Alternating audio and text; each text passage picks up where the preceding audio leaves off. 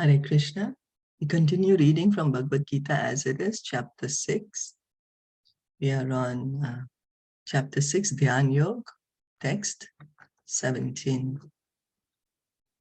So, just make the font a bit bigger. I don't know why every time anyways. Yuktahara viharasya, yukta chetasya karmasu, yukta swapna vabodhasya, yogo bhavati dukkha.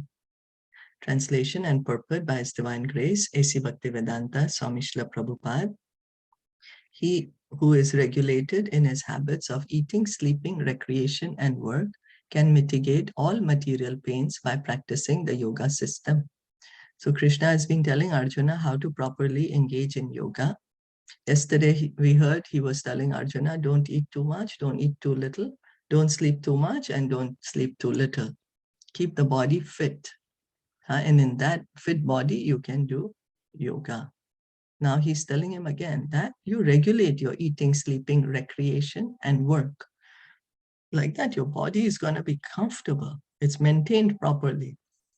So you will not be unnecessarily agitated.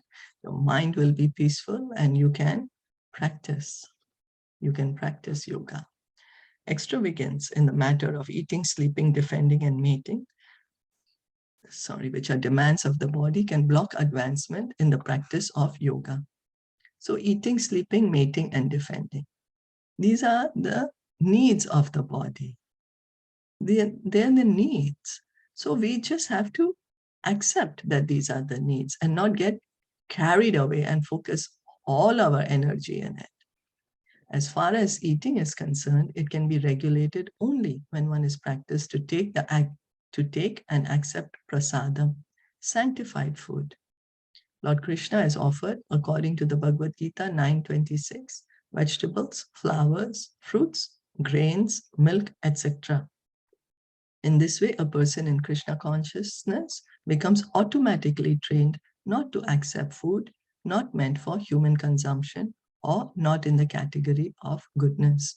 So Krishna is saying you regulate your eating. So Prabhupada is saying by following Krishna consciousness, automatically we can regulate eating. How? By eating, accepting only Krishna prasadam. Krishna eats food only in the mode of goodness.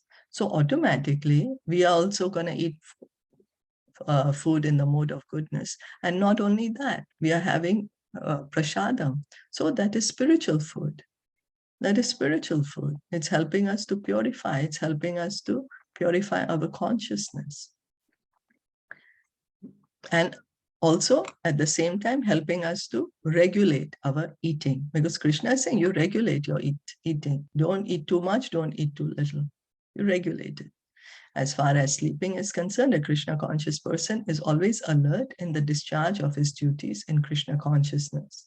And therefore, any unnecessary time spent sleeping is considered a great loss. The devotees, they minimize the sleeping as to how much ever is necessary to maintain the body.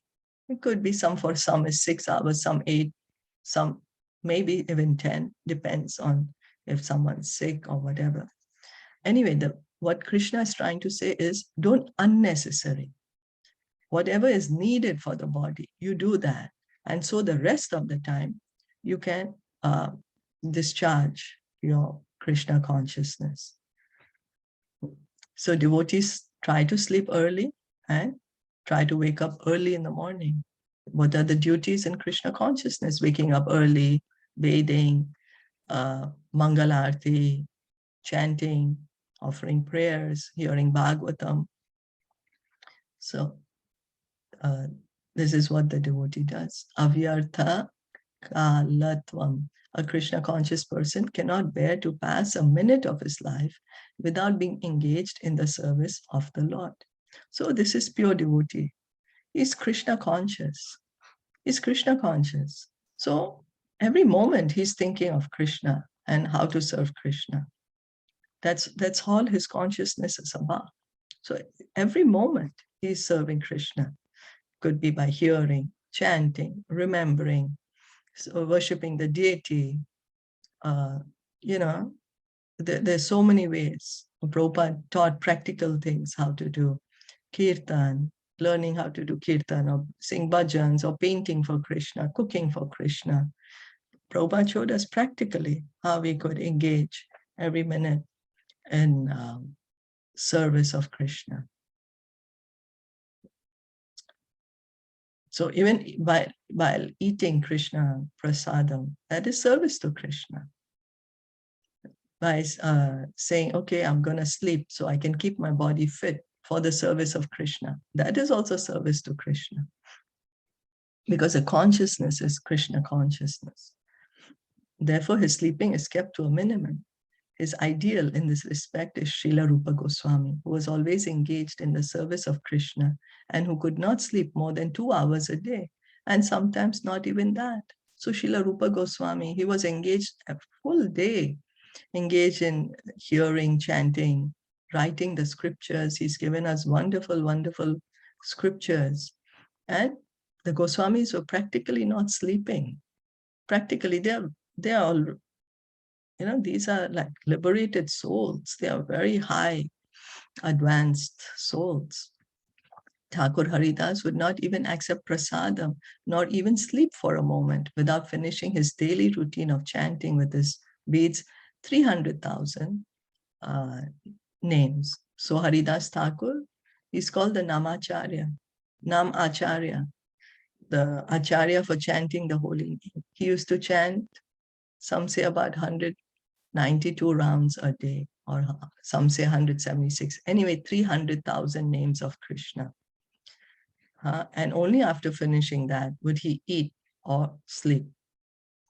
Only so it would take him practically the whole day to chant. As far as work is concerned, a Krishna conscious person does not do anything which is not connected with Krishna's interest. And thus his work is always regulated and is untainted by sense gratification. So a devotee, a person, a Krishna conscious person, what does he do? His consciousness is always, how can I please Krishna? How can I serve Krishna? With my work also, how can I please Krishna? And so he's not thinking of how I can enjoy with these senses, I can enjoy with this body, but his consciousness is, how can I please Krishna with my work? And so his work is also regulated. Since there's no question of sense gratification, there is no material leisure for a person in Krishna consciousness. And because he is regulated in all his work, speech, sleep, wakefulness, and all other bodily activities, there is no material misery for him. So a Krishna conscious person, his entire consciousness is fixed on Krishna. So whatever he's doing is regulated. His mind is fixed on Krishna. So all his activities are in Krishna consciousness. And because of that, he does not feel the misery. The misery may come, but he does not feel it because he is fixed on Krishna. Is that okay?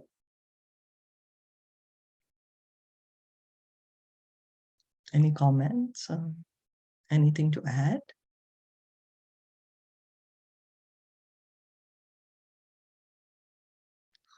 So we can also practically, whatever we are trying to do, try to do it for the pleasure of Krishna. Yeah. Then gradually, it will become more and more. If even one thing we can do for Krishna, this is for your pleasure. Then gradually, it will build up. Then it'll become 2, then it'll become 3. So it's a gradual process. So hearing and chanting, it's what helps us. Hearing and chanting will bring us to this Krishna consciousness platform. We'll stop here for today. Bhagavad Gita ki jai, Srila Prabhupada ki jai, Gaur Bhaktavinda ki jai. Hare Krishna. Thank you so much for listening and joining in.